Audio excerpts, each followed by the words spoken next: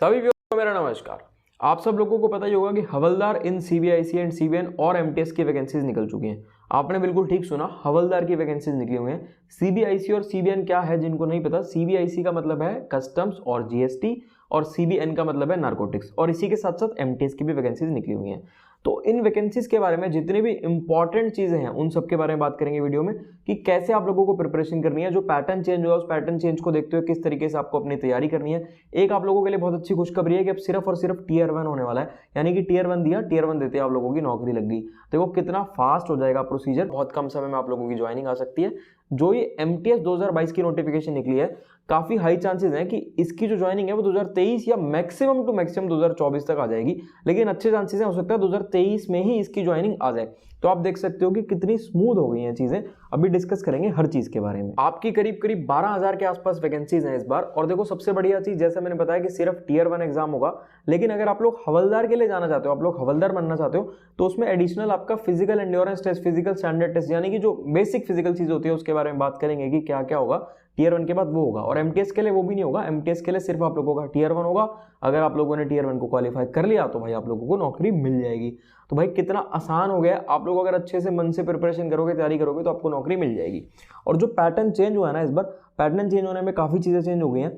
तो अगर मैं ब्रीफ में आप लोगों को बताऊं तो ब्रीफ में ये है कि पैटर्न चेंज होने के बाद आप लोगों का सिर्फ इंग्लिश और जीके, इन दो चीजों पे मेरिट बनेगी। बाकी मैथ्स और रीजनिंग क्वालिफाइंग इन नेचर रहेगा। कैसे रहेगा उसके बारे में आगे बात करेंगे, लेकिन पहले आप लोगों को बता देते हैं कि आप लोगों को उसकी प्रैक्टिस कहां से करनी है, आप लोगों को पढ़ाई कहां से करनी है। देखो सबसे ज्यादा इंपॉर्टेंट तो आप लोगों के प्रीवियस ईयर क्वेश्चंस ही हैं इसमें। तो प्रीवियस ईयर क्वेश्चंस की आप लोगों को प्रैक्टिस करनी है। ये देखो, ये एमटीएस के टीसीएस पैटर्न पर प्रीवियस ईयर क्वेश्चंस मिल जाएंगे आपको इस बुक में। इंग्लिश के लिए है बुक, ये किरण पब्लिकेशन की बुक है। इसका लिंक मैं आप लोगों को डिस्क्रिप्शन में दे दूंगा। इसमें आपको 129 सेट्स मिलेंगे, यानी कि 129 ऐसे सेट्स मिलेंगे जो ऑलरेडी प्रीवियस ईयर क्वेश्चन है, जो पहले आ चुके हैं एग्जाम्स में। सिमिलरली जैसे इंग्लिश की है, सिमिलरली आप लोगों को जीके के भी मिल जाएगी। इसमें आपको 129 सेट्स मिल जाएंगे, और इसमें भी वही प्रीवियस ईयर टीसीएस पैटर्न पर पेज जितने भी प्रीवियस ईयर क्वेश्चंस हैं 129 सेट्स मिल जाएंगे। और देखो मैथ्स और रीजनिंग हालांकि क्वालिफाइंग इन नेचर है, लेकिन क्वालिफाइंग इन नेचर का मतलब नहीं है कि आप लोगों को पढ़ाई नहीं करनी। तो ऐसे ही आप लोगों को मैथ्स की बुक भी मिल जाएगी। अभी आप लोगों को बताऊंगा कि क्वालिफाइंग इन नेचर में आप लोगों को पढ़ाई का क्या वैल्यू है। आप लोग ये मत सोचो कि क्वालिफाइंग इन नेचर है तो सबका क्वालिफाई हो जाएगा। क्वालिफाई उन्हीं टॉप लोगों का होगा जिनके मार्क्स अच्छे आएंगे। अब देखो नोटिफिकेशन आउट हो चुके हैं, तो आप लोगों ने नोटिफिकेशन तो अब तक पढ़ी ली होगी, तो मैं नोटिफिकेशन के अंदर ज्यादा डीपली आप लोगों को नोटिफिकेशन के बारे में नहीं बताऊंगा, लेकिन जो बेसिक इंपॉर्टेंट चीजें उनके बारे में हम लोग बात करेंगे।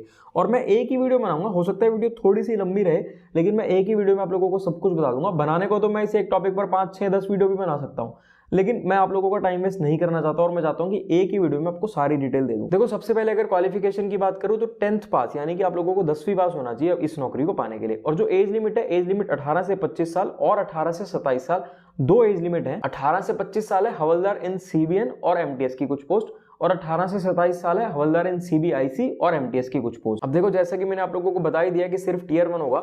एमटीएस के लिए सिर्फ टीयर 1 देना है, और हवलदार के लिए पीईटी पीएसटी भी देना है, जो कि आपका फिजिकल टेस्ट होता है। अब टीयर 1 में क्या होगा, टीयर 1 में वैसे तो आपके 4 सेक्शंस हैं। इन 4 सेक्शंस को कैसे डिवाइड किया गया है, एक सेशन 1 है, एक सेशन 2 है।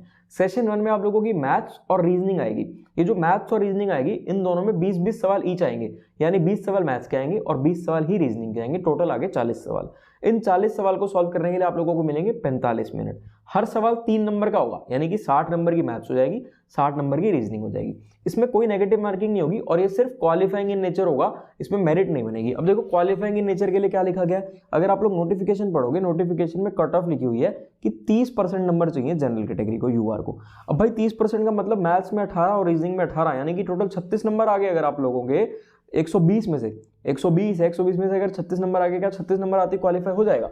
देखो इस चीज में वैसे तो डाउटफुल है, अभी तक कोई एग्जैक्ट श्योरिटी नहीं है, लेकिन जितना मेरा दिमाग, जितनी मेरी अंडरस्टैंडिंग कहती है, क्योंकि देखो मैं तो हर चीज आप लोगों को अपनी अंडरस्टैंडिंग और अपने दिमाग के हिसाब से बताता हूँ, तो मेरी अंडरस्टैंडिंग और मेरा दिमाग ये कहता है कि 30% क्वालिफाइंग ठीक है, मतलब कि मिनिमम 30% तो चाहिए ही चाहिए। अगर आप लोगों के 30% से कम नंबर है तो फिर तो कोई मतलब ही नहीं बनता। लेकिन ये 30% की कोई इतनी ज्यादा वैल्यू है नहीं, क्योंकि इसमें मेरे हिसाब से कुछ ना कुछ कट ऑफ सेट करी जाएगी, एक कट ऑफ मार्क्स होंगे। क्योंकि देखो अगर कट ऑफ मार्क्स होंगे तो इतने नंबर तो ऑलमोस्ट सभी लोग ले आएंगे। एक कट ऑफ होगा कि उस कट ऑफ से ऊपर जिनके आ रहे हैं वो क्वालिफाई कर रहे हैं इसको, और वो आगे उनका सेशन 2 चेक होगा। तो ये 30% लिखा गया है, लेकिन मुझे इसकी कोई बहुत ज़्यादा वैल्यू लग नहीं रही, क्योंकि इतने मार्क्स सभी लोगों के आ जाएंगे और कट ऑफ जो लोग क्लियर करेंगे उन्हीं का मेरे हिसाब से क्वालिफाई होगा। बाकी एग्जैक्ट जब कुछ ना कुछ क्लैरिफिकेशन आ जाएगी तो आप लोगों को पता चल ही जाएगा। तो फिर जो लोग ये सेशन 1 क्लियर करेंगे, जो इसको क्वालिफाई करेंगे, उनका सेशन 2 चेक होगा। सेशन 2 में क्या होगा, सेशन 2 भी 45 नंबर का ही होगा, लेकिन ये मेरिट बेस्ड होगा। सेशन 1 में कोई नेगेटिव मार्किंग नहीं थी, लेकिन सेशन 2 में नेगेटिव मार्किंग है 1 नंबर की।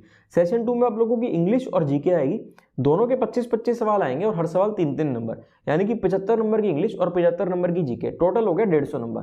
तो जो आप लोगों का मेरिट बनेगा वो इस 150 नंबर में से बनेगा, यानी कि आप लोगों को जो नौकरी मिलने वाली है वो इस 150 नंबर में से आप लोग कितना स्कोर करते हो, कितना अच्छा, यानी कि जिनके सबसे ज्यादा मार्क्स होंगे उनको उस हिसाब से नौकरी मिलेगी। तो जिसके जितने अच्छे, जितने ज्यादा मार्क्स, उसको अपनी जो आपकी फर्स्ट प्रेफरेंस है उस हिसाब से प्रेफरेंस अलॉट होती जाएंगी। अब जो फिजिकल टेस्ट होने वाला है उसकी एक बार बात कर लेते हैं। देखो, हवलदार के लिए जो फिजिकल टेस्ट होगा बहुत ही बेसिक टेस्ट है, कोई इतनी ज्यादा दिक्कत नहीं है। मेल्स के लिए 1600 मीटर वॉकिंग करनी होती है आप लोगों को 15 मिनट में, और फीमेल्स के लिए 1 किलोमीटर वॉकिंग आप लोगों को करनी होती है 20 मिनट में। बहुत इजीली हो जाता है, बहुत आसानी से हो जाता है। और जो फिजिकल स्टैंडर्ड चाहिए, देखो अगर हाइट की बात करें तो मेल्स के लिए 157.5 सेंटीमीटर हाइट चाहिए होती है, फीमेल्स के लिए 152 सेंटीमीटर हाइट चाहिए होती है। मेल्स के लिए जो चेस्ट चाहिए होती है वो 81 सेंटीमीटर चाहिए होती है, जिसमें 5 सेंटीमीटर का एक्सपेंशन इंक्लूडेड होता है, यानी कि नॉर्मल चेस्ट मिनिमम 76 सेंटीमीटर हो और उसके बाद कम से कम 5 सेंटीमीटर का एक्सपेंशन हो जाना चाहिए, और एक्सपैंड होने के बाद 81 सेंटीमीटर हाइट होनी चाहिए। और फीमेल्स के लिए जो वेट की रिक्वायरमेंट होती है, फीमेल्स के लिए मिनिमम वेट चाहिए होता है 48 kg। तो भाई फिजिकल स्टैंडर्ड्स तो कोई इतने ज्यादा टफ है नहीं, बहुत ही ईजी है, बहुत ही बेसिक से हैं। और ये जो टेस्ट होने वाला है सिमिलरली जैसे कि एक एक्साइज इंस्पेक्टर के लिए जो स्टैंडर्ड्स चाहिए होते हैं और उनके लिए जो फिजिकल टेस्ट होता है, काफी हद तक सिमिलर रहता है इस पोस्ट का और उस पोस्ट का। और आप लोगों को एक बात बता दूं, ये जो हवलदार की नौकरी है ना, बहुत बढ़िया नौकरी है। आप लोग ये मत सोचना कि भाई हवलदार की नौकरी है हमें नहीं करनी। कुछ लोगों का होता है, वो सोचते हैं कि नहीं यार हमें नहीं करनी है, हमें तो इंस्पेक्टर ही बनना है। देखो भाई, ऐसा भी ऐसा है कि जो नौकरी मिल रही है ना वो नौकरी ले लो, वो नौकरी लेने के बाद तैयारी करते रहो, ताकि आगे जो आपका नेक्स्ट एम है, जो आपका मेन एम है, जब आपको एक नौकरी मिल जाएगी ना तो उस मेन एम के लिए आप लोग बहुत अच्छे से मन लगाकर तैयारी कर पाओगे। और हवलदार की नौकरी मैं बता रहा हूँ कि बहुत अच्छी नौकरी है, रिलैक्स जॉब है, कोई बहुत ज्यादा दिक्कत नहीं होती इसमें, और इजीली आप लोग पढ़ाई भी कर सकते हो फर्दर। अब अगर वैकेंसीज की बात करूं तो भाई जो टोटल वैकेंसीज अभी आई है ना, टोटल वैकेंसीज 12,523 वैकेंसीज आई है। वैसे तो वैकेंसीज आप लोगों को स्क्रीन पर भी दिख रही होंगी, लेकिन फिर भी मैं आप लोगों को बता देता हूँ, ये जो वैकेंसीज आई है ना अलग अलग आई है, यानी कि 18 से 25 साल के लिए अलग और 18 से 27 साल के लिए अलग। तो देखो भाई क्या फर्क है, देखो जितना मुझे समझ में आता है 18 से 27 साल वाली जो वैकेंसीज होंगी उसमें तो 18 से 25 साल वाले लोग भी बैठ ही सकेंगे ना, क्योंकि देखो जो 25 साल का है वो 18 से 27 में भी आ रहा है, लेकिन जो 25 साल से बड़ा होगा, 26 साल का, 27 साल का, वो 18 से 25 वाले में नहीं बैठ सकता। और 18 से 25 साल वाले में अगर दिल्ली की वैकेंसीज की बात करें तो 2168 वैकेंसीज हैं दिल्ली में, और 18 से 27 साल में अगर दिल्ली की बात करें तो 117 वैकेंसीज है दिल्ली में। और अगर हवलदार की वैकेंसीज की बात करें तो 529 वैकेंसीज हैं हवलदार की। तो भाई कुल मिलाकर बहुत ज्यादा वैकेंसीज हैं, 12,523 वैकेंसीज बहुत होती हैं। और देखो इस बार और एक अच्छी चीज क्या है, इस बार सीजीएल में भी बहुत ज्यादा वैकेंसीज हैं। तो मोस्टली लोग होते हैं ना, कुछ लोग ऐसे होते हैं जो कॉमन रहते हैं इसमें भी और उसमें भी, तो जिन लोगों का सिलेक्शन सीजीएल में हो जाएगा वो जाहिर सी बात है कि वो इस पोस्ट के लिए तो आएगा नहीं, तो इसमें कुछ ना कुछ कंपटीशन आप लोगों का कम ही रहेगा। तो अगर आप लोग मेहनत करोगे, आप लोग पढ़ाई करोगे प्रॉपर वे में, जैसा आपका नया पैटर्न हो गया है, उस नए पैटर्न को ध्यान में रखते हो अगर आप लोग पढ़ाई करते हो, तो आप लोगों के लिए सिलेक्शन लेना कोई बहुत ज्यादा मुश्किल नहीं है। बाकी कोई भी डाउट हो, कुछ भी पूछना हो तो हम तो हैं ही आप लोगों के लिए। इंस्टाग्राम, टेलीग्राम सारे लिंक्स आप लोगों को डिस्क्रिप्शन में मिल ही जाएंगे। ठीक है, फिर मिलेंगे आपसे अगली वीडियो में।